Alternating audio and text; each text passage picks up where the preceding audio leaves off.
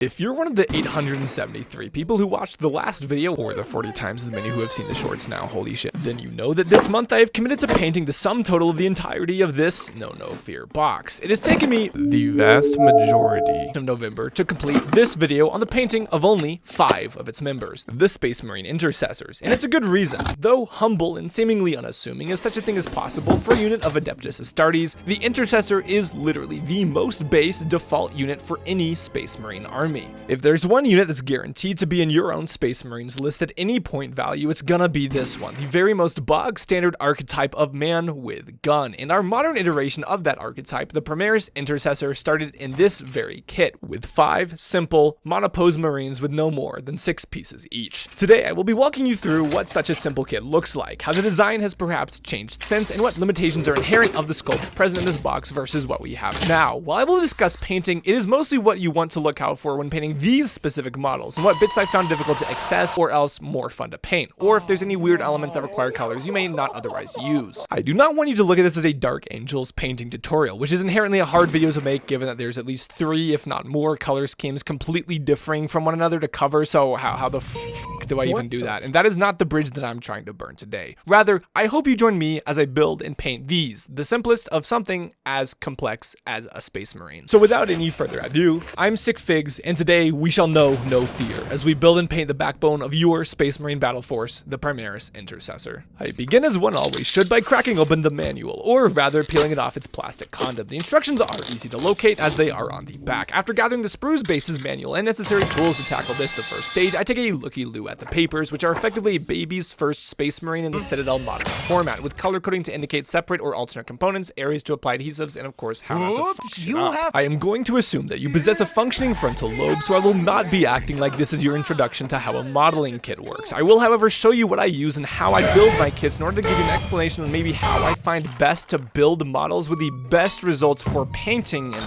this means a clean product with minimal gaps between parts, reduced if not entirely effaced mold lines, and any and all imperfections or artifacting having been eradicated from the piece. You're going to need a hobby knife and abrasive sticks for filing, clippers, and one or both of a super glue or else plastic cement, the former drying quickly with moderate strength while the latter bears a substantially more permanent bond. However, it does take considerable time to fully cure as it functions as a welding agent more than adhesive. The choice is yours, but I use both of these products shown here and I would gladly die by either. To understand No Fear, as well as other Space Marine starter kits from the pre-2020 era, you must understand sprues. Space Marine kits like these often consisted of monopose or single pose models that only go together one way in one pose with few if any options. Less options meant less components, meaning that they can fit 14 Space Marines on just 3 sprues, whereas a single squad of 10 multi-part Marines might require 4. 2 sprues, the B sprues, are identical and build identical Marines to each other. The third sprue, the A, or as I call it, the command sprue, carries the molds for the 4 leader characters, the sergeants for each squad, and the captain. This means you will get 2 pairs of pretty much identical intercessors, as well as hellblasters, as well as 1 identical pair of inceptors, and this kit with the only difference being which way the head is turned if you want. This allows them to dramatically streamline production. While the identical poses is probably the most touted complaint for earlier boxes like this, the value to me is untouchable, and for that reason this box, and by extension these intercessors, get the pass from me. We begin by clipping out our parts. This is easy as they are labeled in sequential numerical order, this Marine being numbers 7 through 12 and the other intercessor being B1 through 6. This means that even if the components you need aren't directly next to each other, though on this sprue they usually are, you can just go and look for the ascending number from the first part you find. Now, some people will tell you that you should be clipping away from the sprues because unless you have very sharp clippers, the cut won't be perfect and some of the malleable plastic gets stretched and pulled out of the model's surface into the pinch of your clippers, called marring the surface of your figure if you cut too loose. Me, I don't worry about it because that's just free battle damage. Fuck them.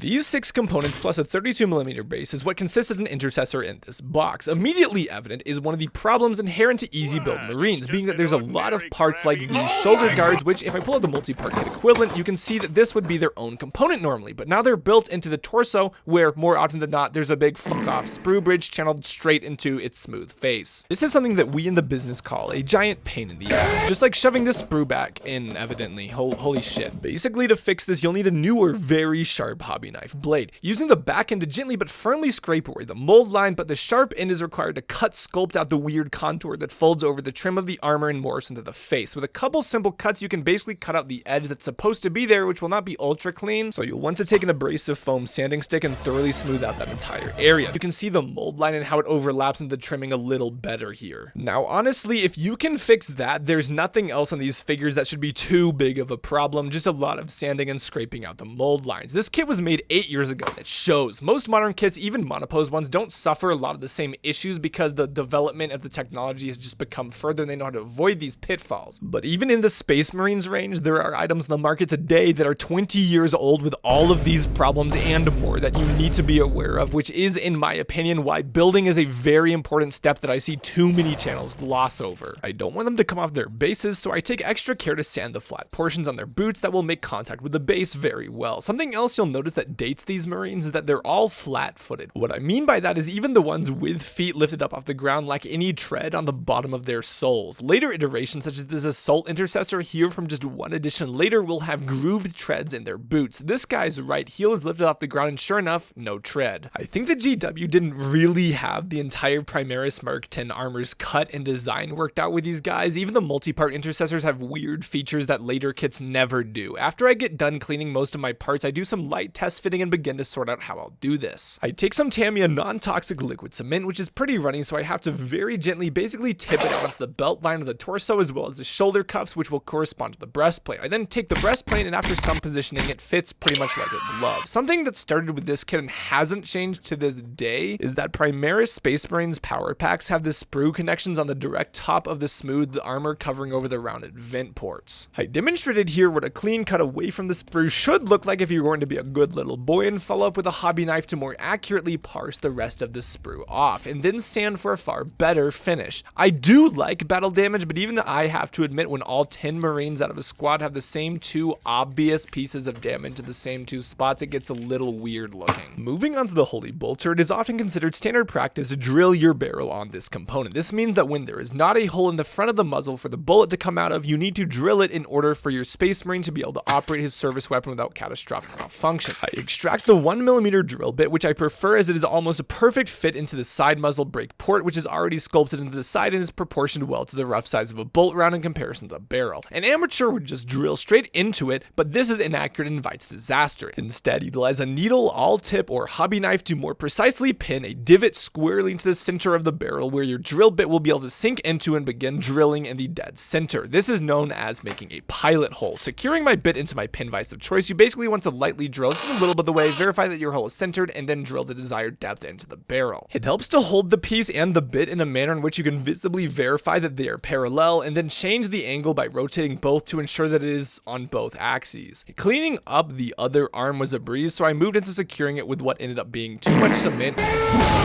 When this happens with any adhesive, quickly and decisively just grab a paper towel and use it to soak up the excess. It's no big deal. I then add a little Gorilla brand super glue as well. These two products do not react with each other, and I find that they are together more effective than either one alone, as the super glue sets fast and hold the pieces in place whilst the cement works to melt the two connecting points together to almost make them functionally one piece while fully cured. It is important to test fit how components go together to ensure that 1, they fit, and 2, you know how they fit, like how this bolt gun attaches to both the shoulder and the arm in 2 different places, so you need to make sure that you're understanding how it kind of fits like a puzzle piece. Once you put adhesive on your model, that is when the clock starts ticking, and that is not the point when you want to realize that you did not actually know how that piece went on. I am choosing to glue these intercessors entirely together as one element before painting. This grants several disadvantages as they have what is known as a closed posture, where both arms are secured to the same object, this case being his bolter, closing a loop around his chest and therefore obstructing the detail of the aquila on his breastplate, making it harder to paint. However, on the other hand, it saves me the time of painting different pieces separately and then the trouble of risking damaging the paint scheme later with glue. I'm also confident in my own abilities to get into those spaces with a brush because I am practiced. There's this distinct double diamond pattern wherein the peg in the head has one diamond corner which can fit one of 2 ways into this distinctive hole, which is cleverly built to accommodate both configurations. This is very clever, but I don't give a f***. I want both my guys looking down their barrels, sorry. The pose is pretty good, but his gun's a little low. I like to see a dynamic pose, which is easier to do with less pieces, only designed to go together one way with push fits, and is fully taken advantage of with the later push fit assault intercessors in the next edition. Here's an example of an intercessor with a far far more dynamic action pose from the Space Marine Heroes line only 2 years ago. You can see he's got 1 foot off the ground, his full body weight pitched forward in a running stance while throwing a grenade with the smoke trail.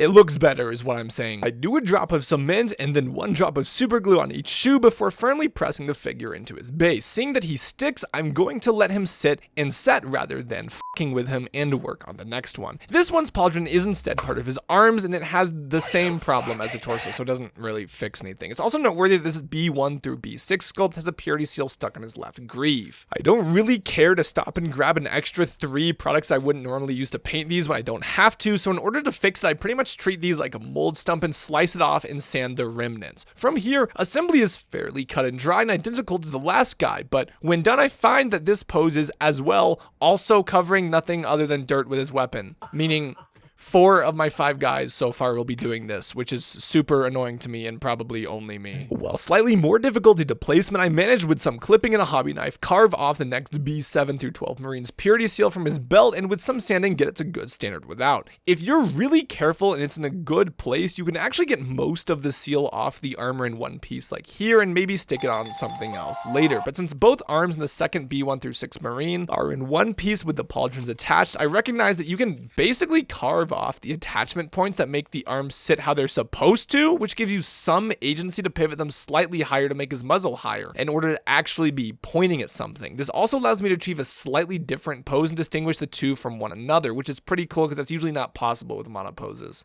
I clip out the sergeant now. He's actually 7 pieces, being A1 through 7, and I even managed to get the purity seal, which is funnily in the exact same place in his left greave in one complete piece. Ooh, ooh, ooh. Oh, I got it.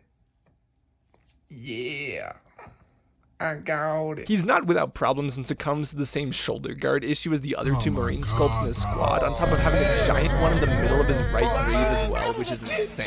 And this, I confess, is pretty much where the rubber meets the road, as this sergeant was made back when the intercessor squads had less rules. What I mean is they lacked the addition of the underslung grenade launcher, nor any unique war gear for the sergeant. Later, even after the multi-part kit came out, GW amended rules to allow sergeants to carry a plasma pistol, as well as a power fist, thunderhammer, or a chainsword, none of which appears in this kit or in the box. Regardless, in 10th edition, these implements are free alongside all war gear and options for any unit, which is probably the only thing popular about this edition, so it is likely to stay that way in the future, meaning I am literally losing value on my sergeant by not giving him an upgraded weapon. Thankfully, he's got a sort of one-armed grip on his rifle, whilst his non-dominant hand points away, likely at a high-value target to signal for his squad, but not once have I seen someone neutralize an enemy combatant by pointing at them.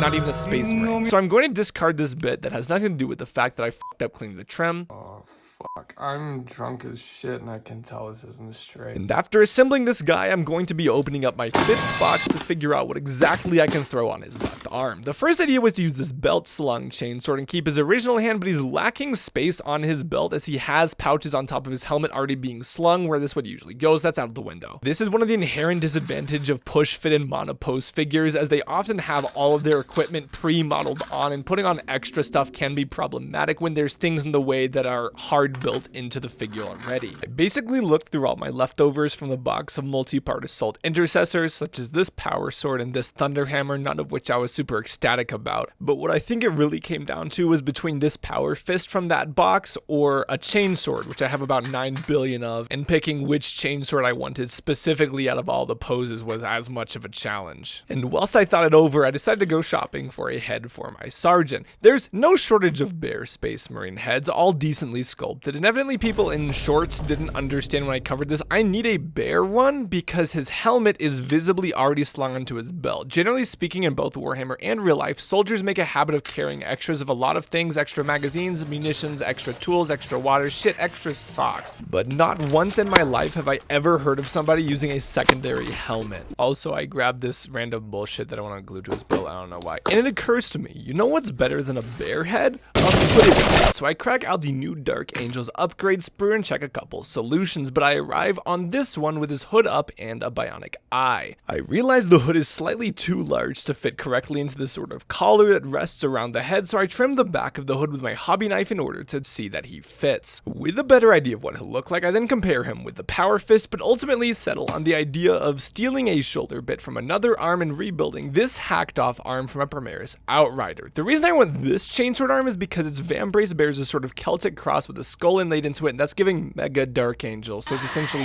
necessary now. I carve off his connector stub and just glue the arm straight on, and while the plastic cement sets, I'm able to play with what exact pose I want his sword arm to have. I'm very indecisive, if you can't tell, and building without instructions takes me the time it took to make the last 4 Marines together, just from the time sitting and thinking about it alone. But that is the essence of Warhammer, taking something with a preset idea of how it turns out and maybe mashing it with another bit or kit and making it very much your own through your own creative force. And my own end up looking like this. They're very basic. These are the B7 through 12s, while these are the B1 through 6s. You can see where I've elevated the firing position that the second guy has. And here's the sergeant, and truth be told, at this point before any paint is on the model, I was really not sure that this was a good looking figure, but if you've been following me painting the sergeant in increments over this month through shorts, you'll know he's pretty much become my favorite figure out of the set. But before I can start painting, I am using this pack of 10 by 2.6mm puck type rare earth magnets, which fit perfectly under the clearance of the base. So with a spot of super glue and then firmly pressing onto it, we have a magnetic base secure for transportation as well as attaching to a paint handle. And after I've let that set for a second, we're just gonna drown all of them.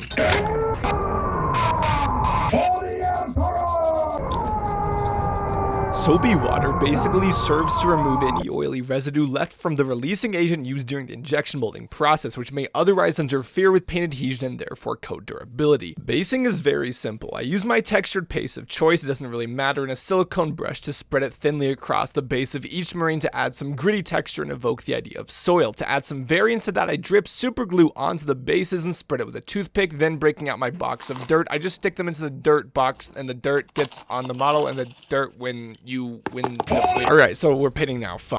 And before I even get started, this guy was built for my multi-part Intercessors kit. He wanted to be painted today too because he had been waiting patiently for months, and being essentially the same model, I just couldn't say no to him. You see how much easier magnets make it when looking for a solution for a cheap miniature painting handle. I get my paste TG Talon and begin by mixing a solution of white airbrush primer, and I just start spraying. You can see that it comes out pretty spotty, and I messed with the mixture and thinning qualities for a while, but this is actually a hardware issue. My nose cone was chipped at the time that makes this happen. So don't let that reflect on the brand quality. You can really do this step with a spray can, but when the airbrush helps is that it's easier to get up close and get a lot of their close and difficult to reach areas before lining them up and sort of squatting them before moving on. It's worth showing them on the rotary display now because you can see that the plastic with splotchy dye marred by sanding and adhesives has been given a consistent coat. They're actually very smooth with few if any mold lines in sight, which is an indicator that you have built your models correctly. The coat isn't 100% and is patchy in some of the recesses, but the job of a base coat is to promote adhesion, and even a little dusting can do that. I use Army Painter Warpaint Fanatics deep greens for my power armor, starting with the darkest one, but this time you have to get it completely covered, and that's really where the pinpoint airbrush helps, because again, with that closed stance, it can be hard to get in between the arms, the chest, and under the shoulder guards, and you really have to look at them one at a time to make sure you got it right. From here, you just want to do an intermediate zenithal with the next brightest, the slightly brighter green, and yes, that's another 2 intercessors you see there, because they had been nods at this point. I decided to pick them up too to complete the squad of 10 that I've been working on for the past minute. You now are probably getting a much clearer picture of why this video actually took so long. After this point, it was just a matter of clear coating my miniatures with Vallejo gloss varnish, which is a setup to slack the overall surface tension when I apply Army Painter's dark tone wash, which is probably the only color I know of that you can suitably use as a means to shade dark green power armor effectively. You see during this time lapse that as this one dries, I did the next one, then the next one, and so on. But the flaw with this setup is that when you're not busy policing the actual wash as it dries, sometimes it can clump up and end up looking like this on the bottom of this guy's pauldron, which could be a big issue. I put some more varnish on it, first gloss and then matte, and then move on to dry brushing with that lighter green and then the next light deep green that I have, which serves to kind of hide where the wash pulled into the face of some panels, as well as get a generalist highlight on all the raised surfaces with that second color. Now, it's worth noting that at this point in the process, I've done all the generalist work. This means that's the easy shit. The spraying and washing and clear coating and dry brushing, it's all done. What's left is details, and details means real brush work, which I like to do at most 2 figures at a time because painting 8 Marines worth of suit mesh, leather belts, or God forbid metallics would give me a debilitating aneurysm long before I finished.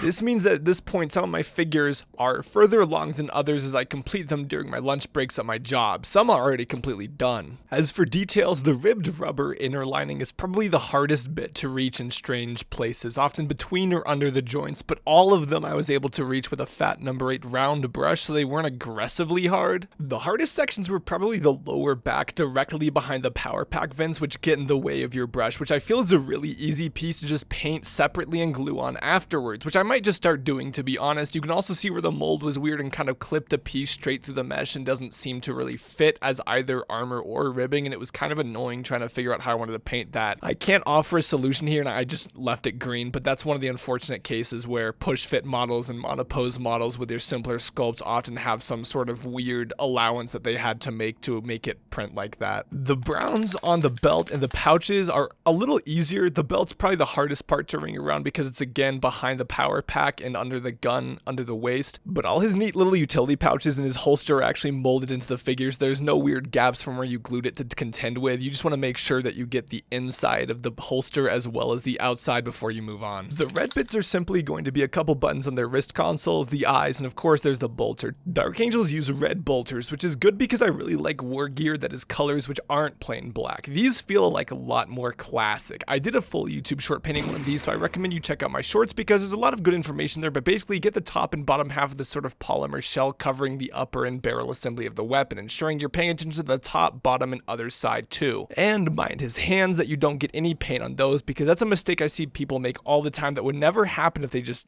took a little extra time to fill it in correctly and gently. This Sergeant's chainsword is also going to be red, and you can see how much pop you get from coloring your weapons a brighter, more pronounced color when your power armor is a darker tone. There's also going to be sometimes random cables in the feet and arms of these Space Marines like here. They're hiding under their shoulder guards most often, and you'll want to make sure that you're getting them. This isn't a freehanding tutorial, but basically you just want to gently stripe the knee.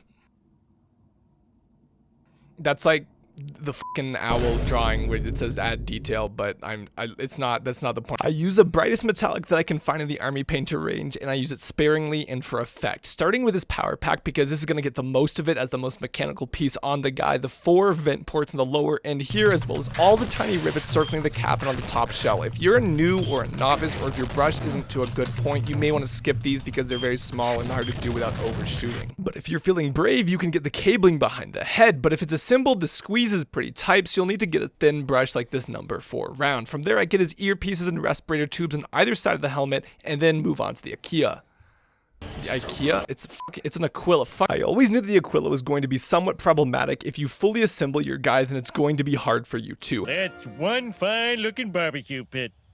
Why doesn't mine look like that? Having your model assembled and painted as one piece can save a ton of time in some respects, but can also cost a lot depending on how good you are at brushwork. So when you paint an Aquila like this being blocked by the bolt gun, you just have to angle him in all different directions in order to ensure that you see the different bits and are covering them correctly. Again, using a smaller brush is actually a good arguable solution here, because in spite of the fact that it has less paint capacity, it can actually reach in between the thin gap. The Sergeant didn't have this problem though, and you can actually see me paint his Aquila in all its golden glory. Well, this one's silver, but you get the point. Again, I've done a video on the bolter, but you're just painting the lower with its mag wheel and magazine and some of the fire controls such as the mag release and fire selector. Then obviously move on to the optic, rails, and finally the muzzle, making sure you're approaching all from all angles as to not miss any spots. I don't know why or how I missed on the first go around, but I forgot that I ringed the exhaust vents in the upper half of the power pack with silver too to make sure to do that. Finally, all these details all get coats with more dark tone. It's actually the only wash that's used on most of my Dark Angels. It's even used doing the base. It's just an all-around good product for deepening the values of pretty much any color, as it's color neutral, and having this sort of gritty used effect on items as well as an oily weathered finish on metals just makes your miniature that much better. If you do have a purity seal, I do have a tutorial on how to do those. I'm just going to gloss over it here, but be sure to realize that there is one hiding under the belt of 2 of the Marines in this kit. I don't know why I keep mentioning it like these shorts aren't getting thousands of views more than any of my full-length videos. Hey, if you don't like YouTube shorts, you should like this video instead, please. It's worth doing a double take on on Google just to see what your specific chapter does for what units as far as regalia. If you didn't, you might not realize that Dark Angels use red decals for their squad markings instead of white like their logo is, and often don't use the same shape for certain units like this line infantry and also Devastator type units. Space Marine shoulder pads are complicated shapes which curve across multiple axes, meaning you need to be using some form of decal solvent to ensure they effectively soften and conform to the oblong shape, otherwise you will get wrinkled, misplaced decals, so look out for that. Yes, that is also a YouTube short tutorial. You give it about 6-7 minutes to maybe let the decals cure, and as you can see that they conform to the shape so well that they even match the texture of the paint on top of it or any damage onto the miniature underneath. Past there, it's just a matter of securing your decal with more gloss varnish, and after that you pretty much just have to do the base. I like to do a brown and then a wash and a lighter brown dry brush afterwards to get this sort of nice earthy texture that you might see in the forests of Caliban, very thematic for my army. I also use some dots of glue and then dunking into blended turf to generate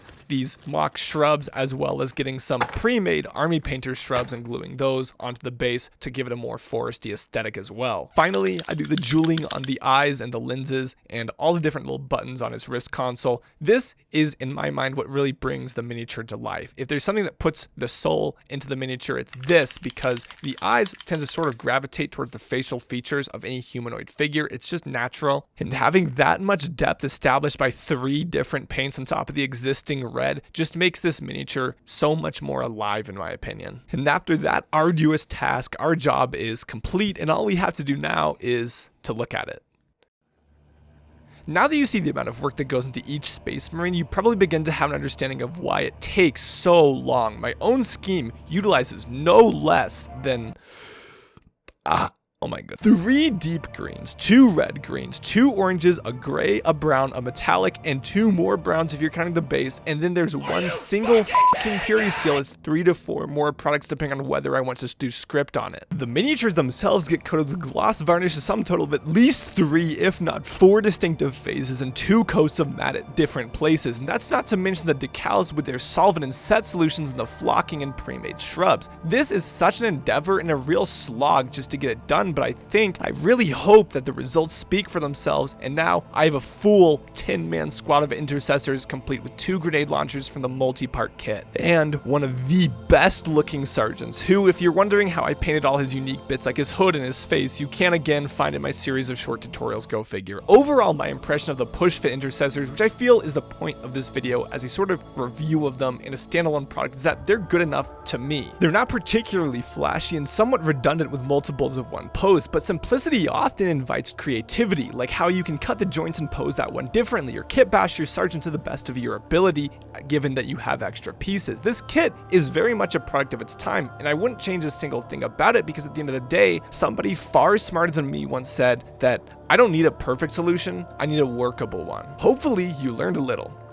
If you're still watching, after 28 minutes, holy shit, but if you made it this far, then I can't fathom a single reasonable argument which justifies not scrolling down and pushing buttons, or else leaving a comment for the algorithm. You've been watching this video for fucking ever now, and I've kept you entertained for that long, and it's gotta be worth it. But until next time, when I can continue our painting journey and perhaps teach you something else or show you something cool, I am Sick Figs, and remember that when painting and in all of life, I would have you know no fear.